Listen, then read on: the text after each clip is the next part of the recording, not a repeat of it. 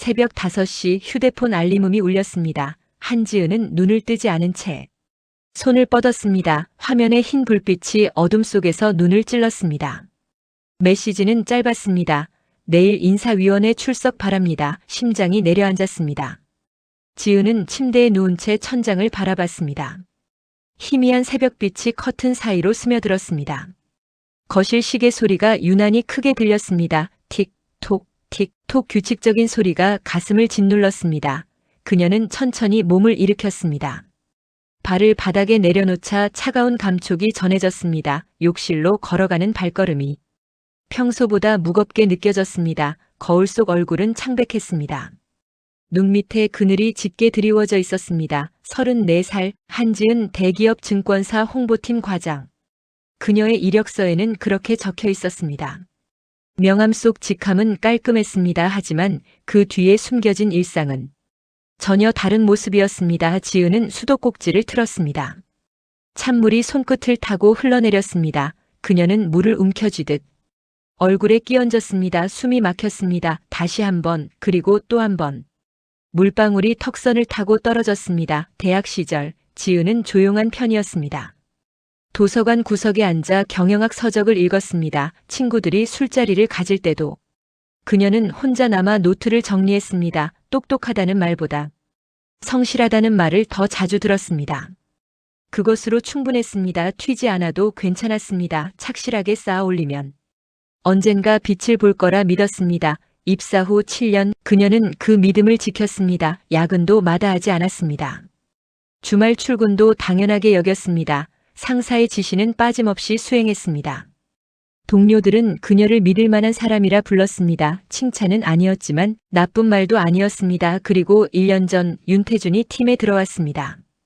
지은은 수건으로 얼굴을 닦으며 그의 얼굴을 떠올렸습니다. 선명한 이목구비, 자신감 넘치는 목소리, 언제나 여유로운 미소. 첫 회의 때 그는 이렇게 말했습니다. 한 과장님, 저랑 함께 일하면 재미있을 겁니다. 그의 말투는 가벼웠습니다. 하지만 눈빛은 진지했습니다. 지은은 그저 고개를 끄덕였습니다. 일만 잘하면 된다고 생각했습니다. 태준은 달랐습니다. 회의실에서 농담을 던져 분위기를 풀었습니다. 상사에게 적절히 아부하면서도 비위를 맞췄습니다. 실수를 해도 웃으며 넘겼습니다. 사람들은 그를 좋아했습니다. 지은은 그런 그가 낯설었습니다. 동시에 부러웠습니다. 프로젝트가 시작된 건 3달 전이었습니다.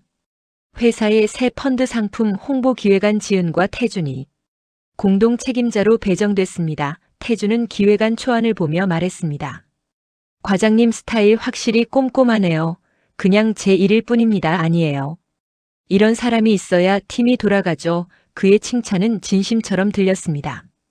지은은 처음으로 인정받는 기분을 느꼈습니다. 두 사람은 밤늦게까지 함께 일했습니다. 커피를 나눠 마시며 기획안을 다듬었습니다. 태준은 가끔 농담을 건넸고 지은은 어색하게 웃었습니다. 우린 최고의 팀이에요. 그가 마지막으로 한 말이었습니다. 전날 밤 퇴근 직전에 그는 그렇게 말하며 미소 지었습니다. 지은은 그 말을 믿었습니다. 거실로 돌아온 지은은 소파에 앉았습니다. 휴대폰을 다시 집어들었습니다.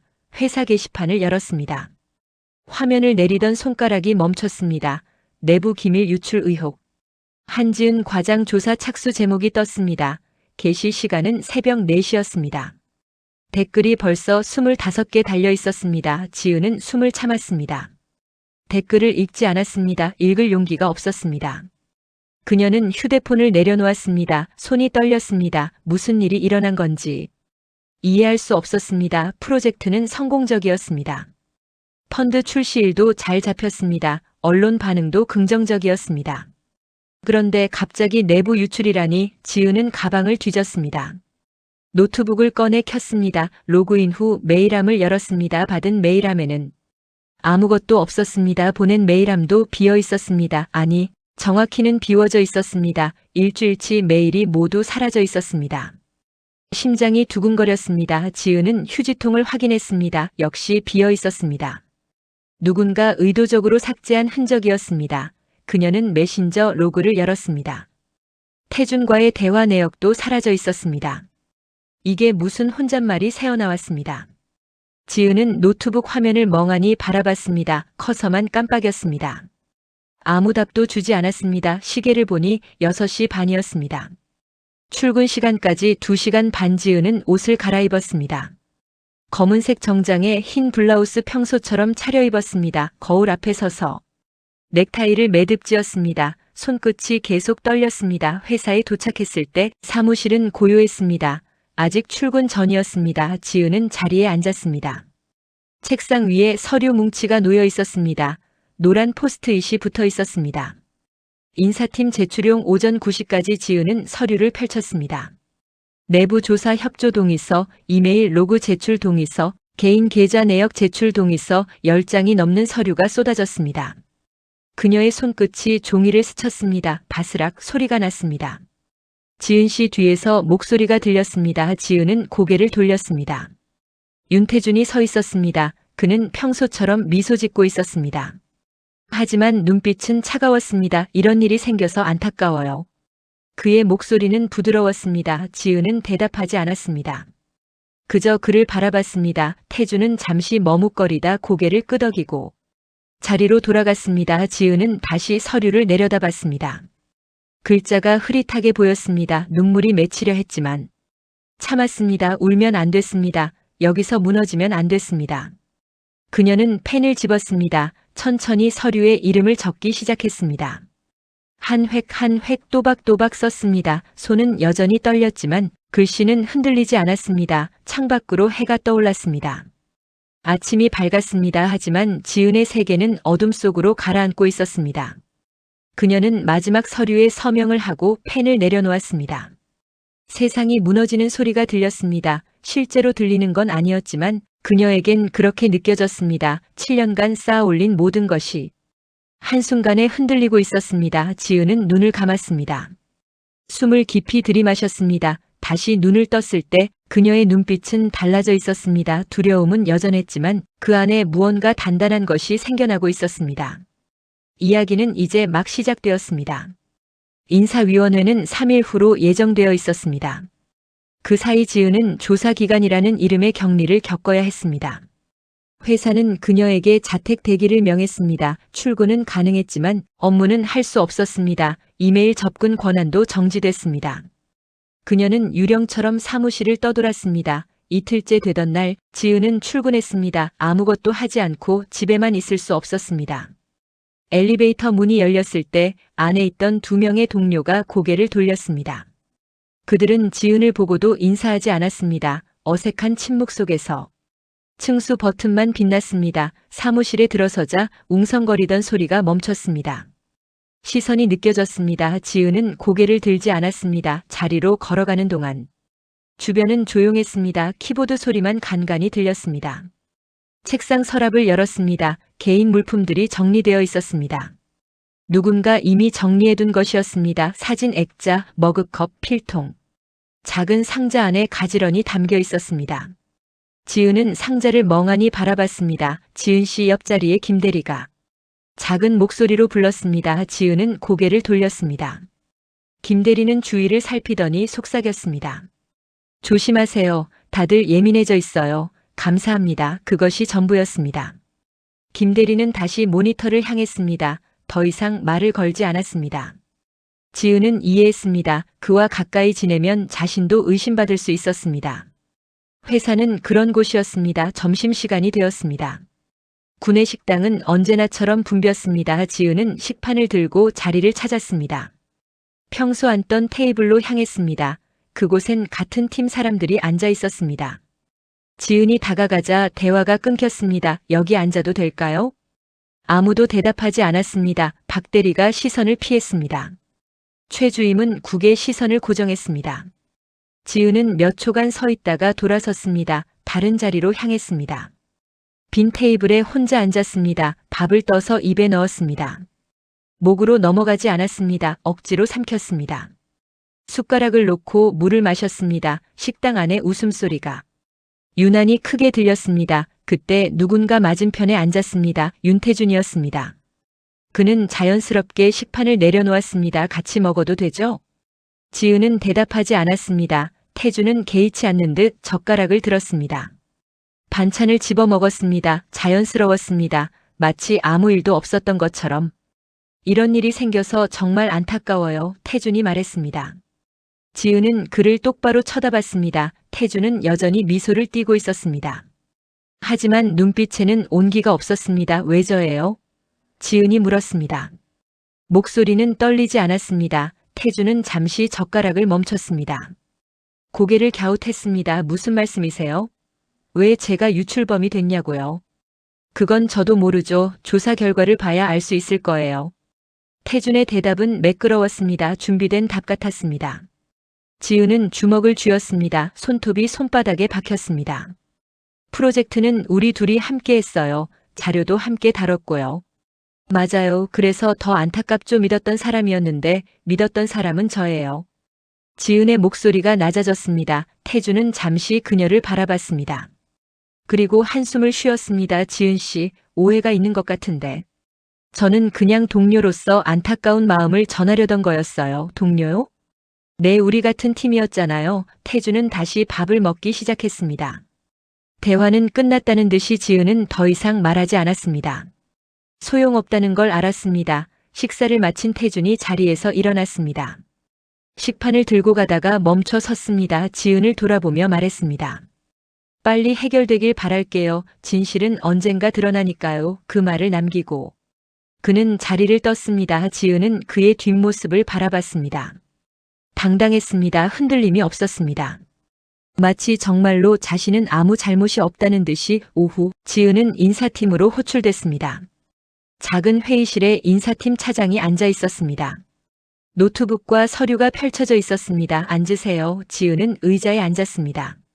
차장은 서류를 넘기며 말했습니다. 몇 가지 질문을 드리겠습니다.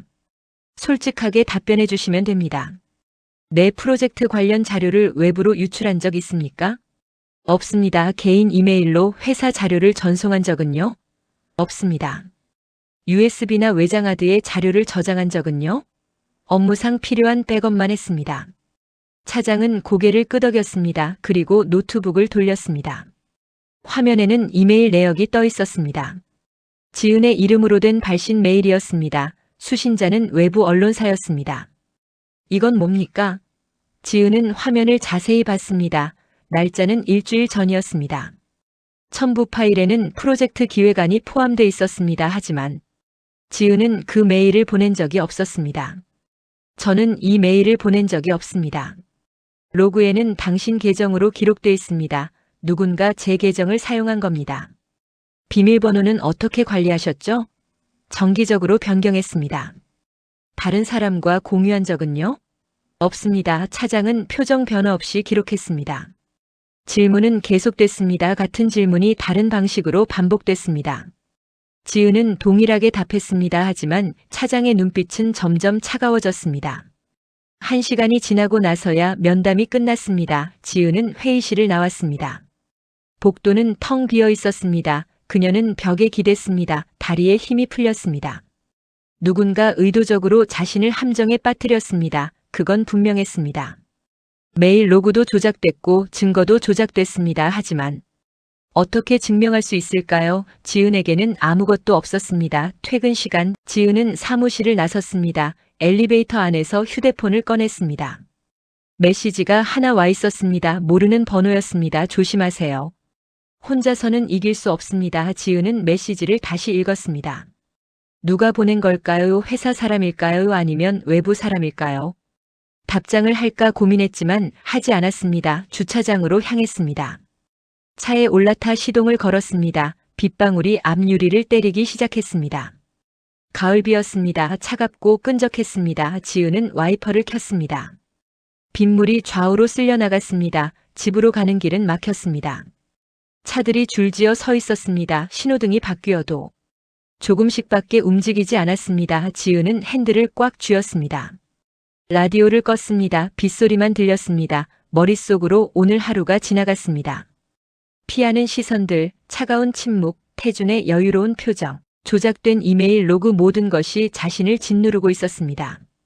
이대로 끝낼 순 없어. 지은은 작게 중얼거렸습니다. 목소리는 떨렸지만 그 안에는 결의가 담겨 있었습니다.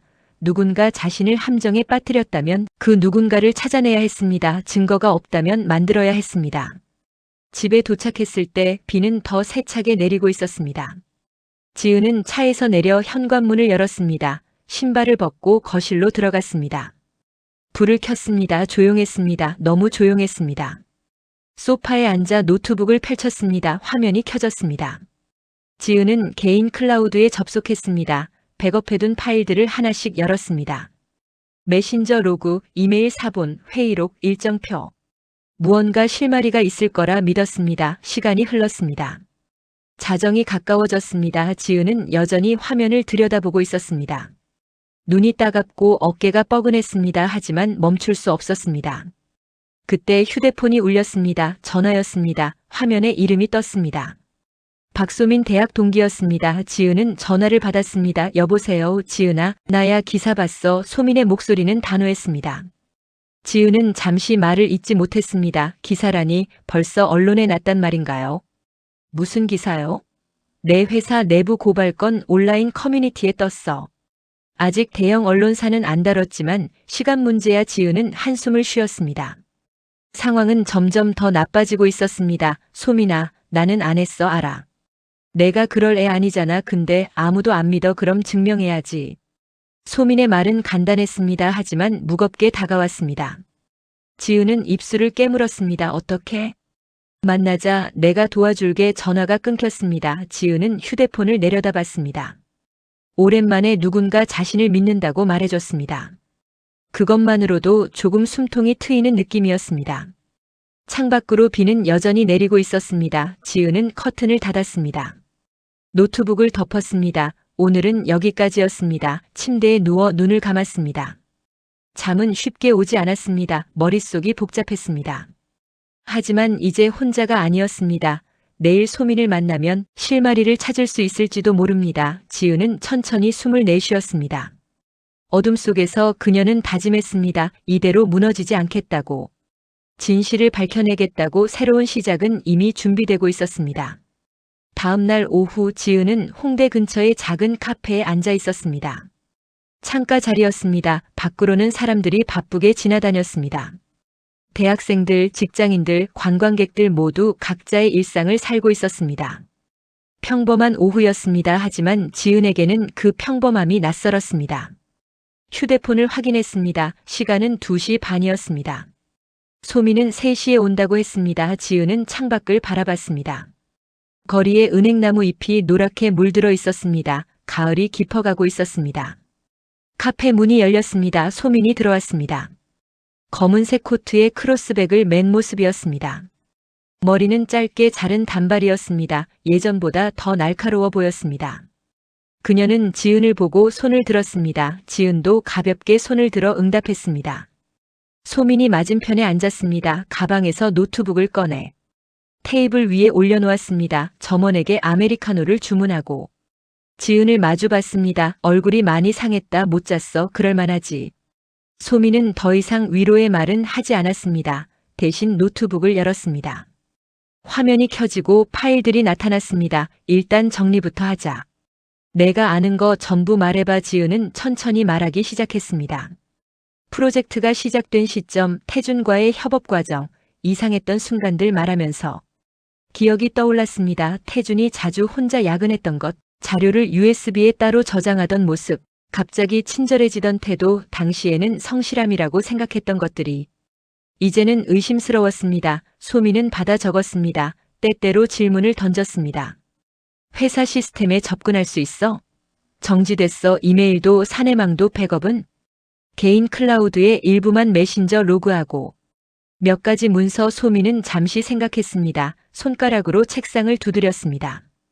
규칙적인 소리였습니다. 탁, 탁, 탁. 지은은 그 소리를 들으며 기다렸습니다. 증거를 찾아야 해. 내가 안 했다는 걸 증명하는 게 아니라 누가 했는지 밝혀내는 거야. 어떻게? 기록이야. 모든 건 기록에 남아. 로그, 메일, 메신저, 심지어 출입 기록까지. 디지털 흔적은 완벽하게 지울 수 없어. 지은은 고개를 저었습니다. 그런 건 회사가 다 가지고 있어. 내가 접근할 수 없어. 그럼 다른 방법을 찾아야지. 소민의 목소리는 단호했습니다. 포기할 생각이 없었습니다. 지은은 그런 소민을 바라봤습니다. 대학 때부터 그랬습니다. 신문사에서 일하던 소민은 항상 문제 앞에서 멈추지 않았습니다. 방법을 찾아냈습니다. 너 아직도 회사 출입은 가능하지? 응, 사원증은 아직 있어. 자택 대기라서. 그럼 기회는 있어. 소민은 노트북 화면을 돌렸습니다. 검색 결과가 떠 있었습니다. 기업 내부 고발 사례들이었습니다. 대기업, 금융사, 공공기관 여러 케이스가 나열돼 있었습니다. 이런 케이스들 다 증거 확보가 핵심이었어. 메일 복구, 녹음, 문서 유출 흔적 뭐라도 있으면 돼. 지은은 화면을 읽었습니다. 하지만 현실적이지 않았습니다. 그들은 전문가였거나 오랜 시간 준비했거나 내부 협조자가 있었습니다. 소민아, 나는 기자도 아니고 전문가도 아니야. 그냥 평범한 직장인이었어. 맞아. 그래서 내가 도와주는 거야. 소민은 가방에서 작은 녹음기를 꺼냈습니다. 검은색 직사각형 모양이었습니다. 엄지손가락만 했습니다. 테이블 위에 놓았습니다. 이거 가지고 다녀. 누구랑 대화하든 녹음해. 불법 아니야. 대화 당사자면 괜찮아. 1대1 대화는 녹음 가능해. 나중에 증거로 쓸 수 있어. 지은은 녹음기를 들었습니다. 작고 가벼웠습니다. 하지만 무게감이 느껴졌습니다. 이걸 정말 써야 할까요? 동료를, 아니 전 동료를 녹음해야 할까요? 망설이지 마. 상대는 이미 널 팔아넘겼어. 내가 착하게 당하고만 있을 필요 없어. 소민의 말이 날카로웠습니다. 지은은 녹음기를 가방에 넣었습니다. 선택의 여지가 없었습니다. 커피가 나왔습니다. 두 사람은 잠시 마셨습니다. 따뜻한 온기가 목을 타고 내려갔습니다. 지은은 조금 진정됐습니다. 소민아, 응? 고마워. 내가 아니었으면 어떻게 했을지 모르겠어. 당연한 거 하는 건데 우리 친구 아니야. 소민이 웃었습니다. 오랜만에 보는 미소였습니다. 지은도 따라 웃었습니다. 얼마 만에 웃는 건지 기억나지 않았습니다. 그날 저녁 두 사람은 카페를 나와 근처 식당으로 갔습니다. 작은 백반집이었습니다. 된장찌개와 김치찌개를 주문했습니다. 반찬이 여러 접시 나왔습니다. 식사를 하면서도 대화는 계속됐습니다. 회사에 내 편 있어? 잘 모르겠어. 다들 조용해. 아무도 연락 안 해. 그럴 만하지. 회사가 원하는 희생양이 정해졌는데 누가 나서겠어. 자기 목숨이 소중하지. 소민의 말이 현실적이었습니다. 지은도 알고 있었습니다. 회사는 이미 결론을 내렸습니다. 지은을 자르는 것으로. 그게 가장 깔끔한 방법이었습니다. 외부 유출 사건도 마무리되고 책임자도 명확해집니다. 근데 왜 하필 나였을까? 지은이 물었습니다. 소민은 숟가락을 내려놓았습니다. 내가 만만했으니까 조용하고 반발 안 하고 문제 일으킬 것 같지 않고 그렇게 보였구나. 응, 그리고 그게 내 장점이기도 했어. 근데 이번엔 약점이 된 거지. 세상이 원래 그래. 지은은 씁쓸하게 웃었습니다. 7년 동안 쌓아온 성실함이 결국 자신을 구렁텅이로 밀어넣었습니다. 착하게 살면 복을 받는다던 말은 거짓이었습니다. 밤 10시 지은은 집으로 돌아왔습니다. 현관문을 열고 들어서는데 휴대폰이 울렸습니다. 화면에 회사 번호가 떴습니다. 심장이 쿵 내려앉았습니다. 손이 떨렸습니다. 여보세요. 한지은 과장님, 인사팀입니다. 내일 오전 10시 최종 면담 예정입니다. 필히 출석해 주시기 바랍니다. 알겠습니다. 전화가 끊겼습니다. 지은은 휴대폰을 내려다봤습니다. 최종 면담, 그 말의 의미는 명확했습니다. 마지막 기회였습니다. 아니, 형식적인 절차였습니다. 회사는 이미 결정했을 것입니다. 지은은 소파에 주저앉았습니다. 가방에서 노트북을 꺼냈습니다. 개인 클라우드에 접속했습니다. 백업 파일들을 다시 열었습니다. 무언가 있을 것입니다. 반드시 1시간이 지났습니다. 2시간이 지났습니다. 지은은 메신저 로그를 하나하나 읽었습니다. 태준과의 대화 내역이었습니다. 업무 지시, 회의 일정, 간단한 농담들 대부분 평범했습니다. 그때 한 대화가 눈에 들어왔습니다. 날짜는 한 달 전이었습니다. 과장님, 이번 자료 USB에 따로 백업할게요. 왜요? 서버에 있는데. 만약을 대비해서요. 안전하게. 짧은 대화였습니다. 당시에는 별 생각 없이 넘겼습니다. 하지만 지금 보니 의미가 달랐습니다. 태주는 이미 그때부터 준비하고 있었던 것입니다. 자료를 외부로 빼낼 준비를. 지은은 더 과거로 거슬러 올라갔습니다. 2달 전, 3달 전 태준이 처음 팀에 합류했을 때까지. 그의 행동 패턴을 추적했습니다. 야근 빈도, 자료 요청 시점, 임원진과의 접촉 빈도 새벽 2시가 넘었습니다. 눈이 침침했습니다. 어깨가 뻐근했습니다. 하지만 멈출 수 없었습니다. 그때 또 다른 대화가 눈에 띄었습니다. 태준이 누군가에게 보낸 메시지였습니다. 지은에게 참조로 온 메시지였습니다. 차장님께 전달 완료했습니다. 수신자는 영업본부 임원이었습니다. 하지만 어떤 차장일까요? 회사에는 차장이 20명도 넘었습니다. 지은은 메모했습니다. 단서 하나. 시간은 계속 흘렀습니다. 커피를 2잔 더 마셨습니다. 잠은 오지 않았습니다. 아니, 잘 수 없었습니다. 내일 면담까지 시간이 없었습니다. 동이 트기 시작했습니다. 창밖이 희미하게 밝아졌습니다. 새벽 공기가 차가웠습니다. 지은은 창문을 열었습니다. 바람이 들어왔습니다. 정신이 조금 들었습니다. 노트북 화면을 다시 봤습니다.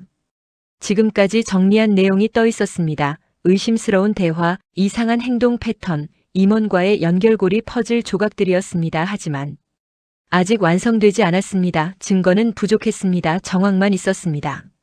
하지만 방향은 보였습니다. 태준은 혼자 움직이지 않았습니다. 누군가 뒤에 있었습니다. 그 누군가를 찾아내야 했습니다. 지은은 노트북을 덮었습니다. 소파에 그대로 누웠습니다. 담요를 덮었습니다. 눈을 감았습니다. 이대로 끝낼 순 없어 작게 중얼거렸습니다.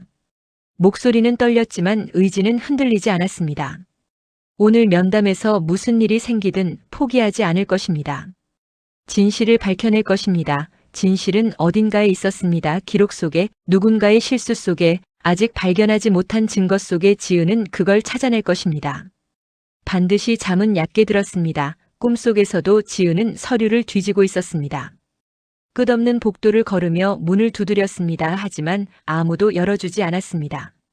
문 뒤에서 웃음소리만 들렸습니다. 알람이 울렸을 때 지은은 눈을 떴습니다.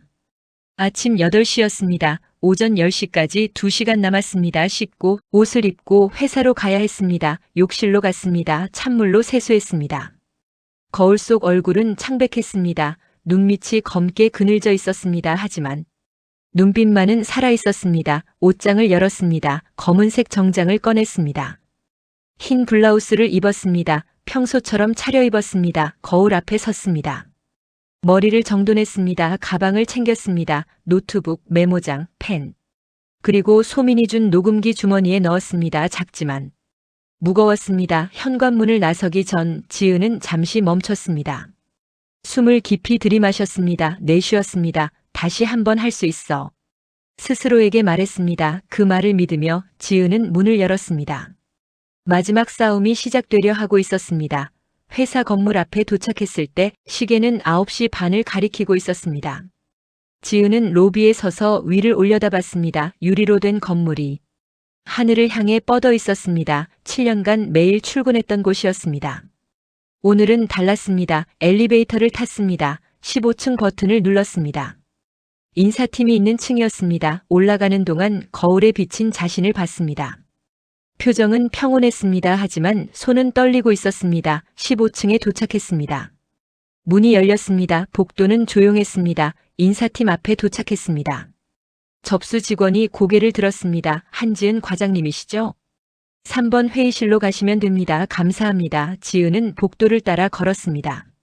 3번 회의실 앞에 섰습니다. 문 너머로 목소리가 들렸습니다. 여러 명이 있는 것 같았습니다. 지은은 숨을 깊이 들이마셨습니다. 녹음기를 주머니에서 확인했습니다. 작동 중이었습니다. 노크했습니다. 안에서 들어오세요라는 소리가 들렸습니다. 지은은 문을 열었습니다. 회의실은 생각보다 넓었습니다. 긴 테이블이 놓여 있었습니다. 한쪽에는 5명이 앉아 있었습니다. 인사팀 차장, 법무팀 직원 2명, 그리고 임원 2명. 지은이 모르는 얼굴도 있었습니다. 반대편에는 빈 의자가 하나 놓여 있었습니다. 지은의 자리였습니다. 그리고 그 옆에 윤태준이 앉아 있었습니다. 지은은 잠시 멈췄습니다. 태준은 그녀를 보고도 표정 변화가 없었습니다. 그저 고개를 살짝 끄덕였습니다. 지은은 자리에 앉았습니다. 인사팀 차장이 입을 열었습니다. 오늘은 내부 유출 사건에 대한 최종 조사 결과를 공유하고 양측의 입장을 듣는 자리입니다. 먼저 조사 내용을 설명드리겠습니다. 차장은 서류를 펼쳤습니다. 화면에 자료가 떴습니다. 이메일 로그, 파일 전송 기록, 접속 내용 모두 지은의 계정으로 되어 있었습니다. 한지은 과장의 계정으로. 프로젝트 기밀 자료가 외부 언론사로 전송된 사실이 확인됐습니다. 날짜는 지난달 23일 오후 11시 47분입니다. 지은은 화면을 똑바로 봤습니다. 그 시간 그녀는 집에 있었습니다. 하지만 증명할 방법이 없었습니다. 한 과장님, 이에 대해 하실 말씀 있으십니까? 저는 그 메일을 보낸 적이 없습니다. 하지만 로그에는 당신 계정으로 기록돼 있습니다. 누군가 제 계정을 도용한 겁니다.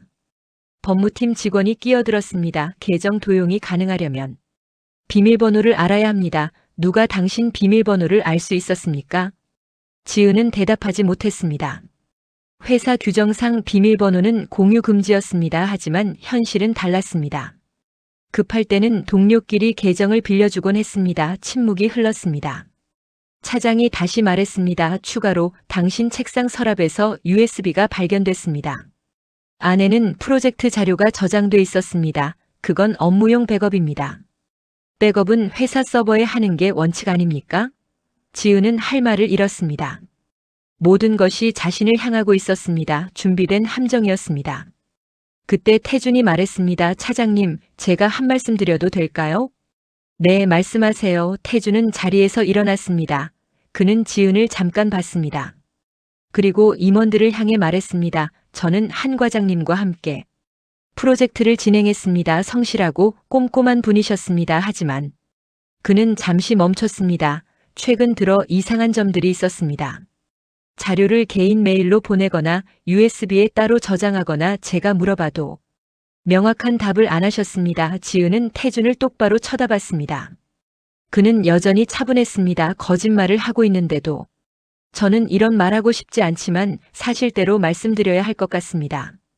계속하세요. 한 과장님이 최근 경제적으로 어려움을 겪고 계신다는 얘기를 들었습니다. 그래서 혹시 거짓말입니다. 지은이 끊었습니다. 목소리가 떨렸습니다. 하지만 분명했습니다. 저는 경제적 어려움 없습니다. 그리고 윤대리가 말한 것들 전부 사실이 아닙니다. 증거가 있습니까? 인사팀 차장이 물었습니다. 지은은 가방을 열었습니다. 노트북을 꺼냈습니다. 켜서 파일을 열었습니다. 저는 백업해둔 자료가 있습니다. 메신저 로그입니다. 화면을 돌렸습니다. 차장이 다가와 봤습니다.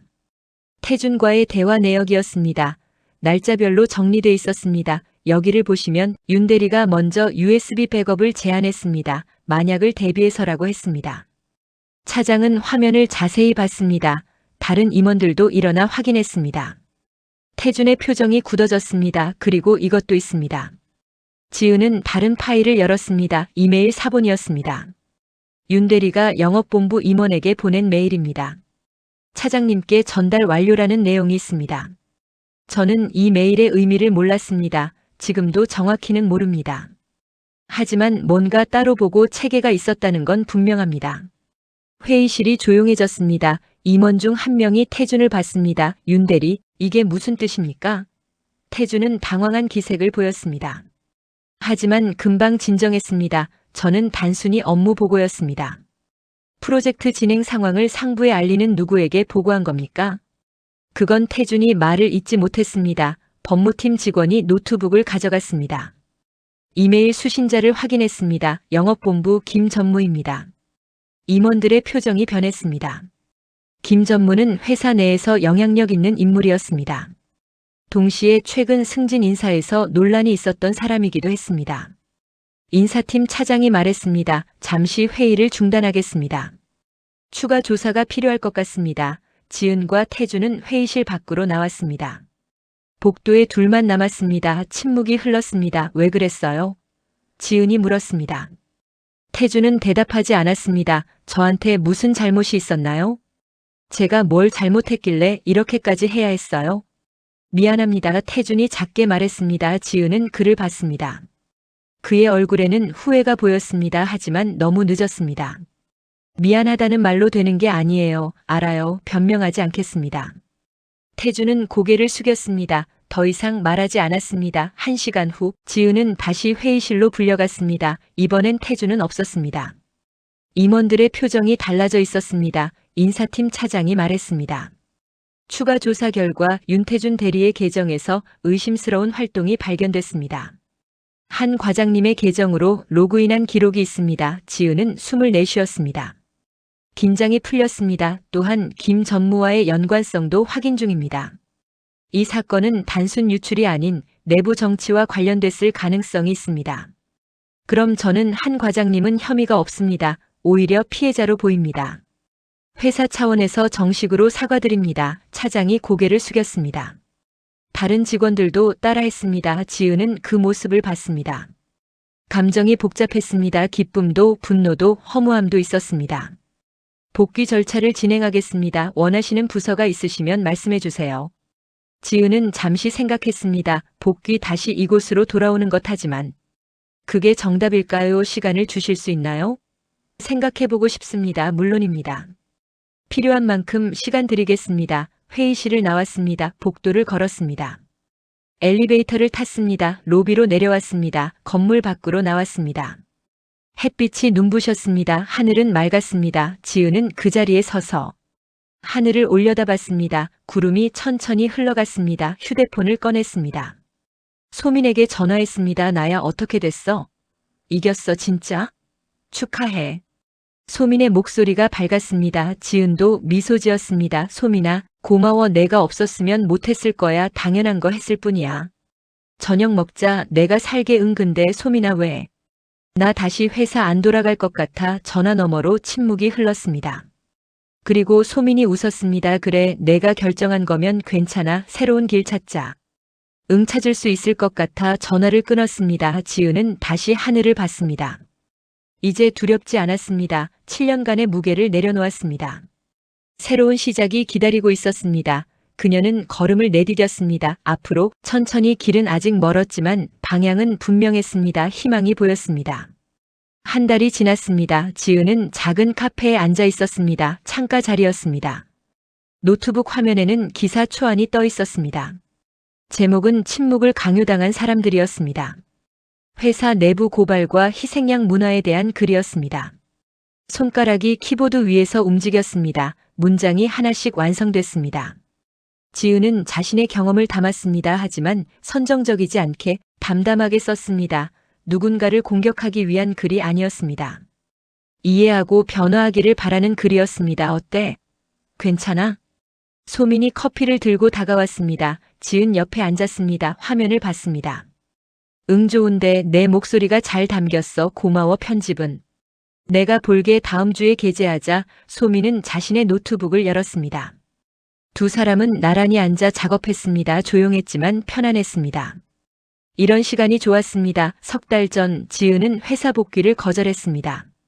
대신 소민과 함께 독립 언론 플랫폼을 준비했습니다. 작은 시작이었습니다. 사무실도 없었습니다. 카페가 사무실이었고 노트북이 전부였습니다. 처음엔 두려웠습니다. 안정적인 직장을 떠나는 게 쉽지 않았습니다. 하지만 소민이 옆에 있었습니다. 걱정하지 마. 우리 잘할 수 있어. 소민의 말이 힘이 됐습니다. 지은도 믿기 시작했습니다. 첫 기사는 지은의 이야기였습니다. 익명으로 썼습니다. 반응은 뜨거웠습니다.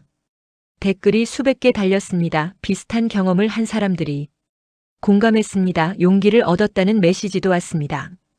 그 후로 취재가 이어졌습니다. 내부 고발자들을 만났습니다. 부당한 대우를 받은 직장인들과 대화했습니다. 그들의 이야기를 들었습니다. 기록했습니다. 일은 힘들었습니다. 수입은 불안정했습니다. 하지만 의미가 있었습니다. 지은은 처음으로 자신의 일에 보람을 느꼈습니다. 오후 3시 휴대폰이 울렸습니다. 모르는 번호였습니다. 지은은 전화를 받았습니다. 여보세요. 한지은 과장님이십니까? 저는 김민수입니다. 전에 같은 팀이었는데 김대리였습니다. 예전 동료였습니다. 지은은 잠시 놀랐습니다. 네, 안녕하세요. 갑자기 연락드려서 죄송합니다. 시간 괜찮으시면 잠깐 뵐 수 있을까요? 무슨 일이세요? 전화로는 어려울 것 같아서요. 할 말씀이 있습니다. 지은은 잠시 망설였습니다. 하지만 거절하지 않았습니다. 좋아요. 어디서 볼까요? 1시간 후 지은은 회사 근처 카페에서 김대리를 만났습니다. 그는 여전히 정장 차림이었습니다. 하지만 얼굴이 수척해 보였습니다. 오랜만입니다. 네, 앉으세요. 두 사람은 마주 앉았습니다. 김대리는 커피를 주문했습니다. 잠시 침묵이 흘렀습니다. 사실은 사과드리려고 연락했습니다. 김대리가 말했습니다. 지은은 글을 봤습니다. 그때 아무것도 못해드려서 죄송합니다. 과장님이 힘들어하시는 걸 알았는데도 저는 모른 척했습니다. 괜찮아요. 어쩔 수 없었잖아요. 아니요, 어쩔 수 없는 게 아니었습니다. 용기가 없었을 뿐이죠. 김대리의 목소리가 떨렸습니다. 지은은 고개를 저었습니다. 김대리님, 진심으로 괜찮아요. 저도 같은 상황이었으면 똑같이 했을 거예요. 그래도 오히려 이렇게 찾아와 주셔서 고맙습니다. 지은이 미소 지었습니다. 김대리도 조금 표정이 풀렸습니다. 요즘 어떻게 지내세요? 새로운 일 시작했어요. 언론 쪽이요. 그 기사 읽었습니다. 침묵을 강요당한 사람들 과장님이 쓰신 거죠? 지은은 놀랐습니다. 어떻게 아셨어요? 문체가 과장님 같았어요. 조심스럽지만. 정확하게 그게 과장님 스타일이잖아요. 지은은 웃었습니다. 누군가 자신의 글을 알아봐 준다는 게 신기했습니다. 감동적이었어요. 많은 사람들이 위로받았을 겁니다. 저도 그랬고요. 감사합니다. 두 사람은 한참 이야기를 나눴습니다. 회사 소식도 들었습니다. 윤태주는 사직했고 김 전무도 조사를 받고 있다고 했습니다. 팀 분위기는 조금씩 나아지고 있다고 했습니다. 헤어질 때 김대리가 말했습니다. 과장님, 제대로 된 길 찾으신 것 같아요. 응원하겠습니다. 고맙습니다. 김대리님도 힘내세요. 지은은 글을 보며 손을 흔들었습니다. 마음 한편이 따뜻해졌습니다. 오해는 풀렸고 용서는 이미 시작됐습니다. 저녁, 지은은 부모님 집을 방문했습니다. 오랜만이었습니다. 어머니가 문을 열었습니다. 어서 와, 밥 먹었어? 아직요. 들어와 된장찌개 끓여놨어. 식탁에 앉았습니다. 아버지가 신문을 내려놓고 지은을 봤습니다. 요즘 어떻게 지내냐? 잘 지내요. 일도 재미있고요. 수입은 괜찮고. 아직은 불안정하지만 나아질 거예요. 아버지는 고개를 끄덕였습니다. 더 이상 묻지 않았습니다. 하지만 걱정하는 눈빛이었습니다. 어머니가 밥을 퍼주며 말했습니다.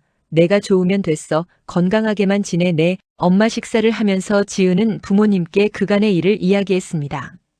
회사에서 있었던 일, 소민과 함께 시작한 프로젝트, 앞으로의 계획. 부모님은 조용히 들었습니다. 엄마, 아빠, 걱정 끼쳐드려서 죄송해요. 지은이 말했습니다. 어머니가 손을 잡았습니다. 무슨 소리야? 내가 이겨낸 거잖아. 대견해. 우리 딸 잘했어. 아버지도 드물게 칭찬했습니다.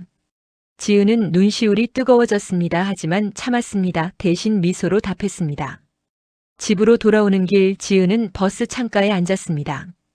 밤거리가 불빛으로 빛났습니다. 사람들이 각자의 삶을 살고 있었습니다. 지은도 그중 한 명이었습니다. 휴대폰을 꺼내 메모장을 열었습니다.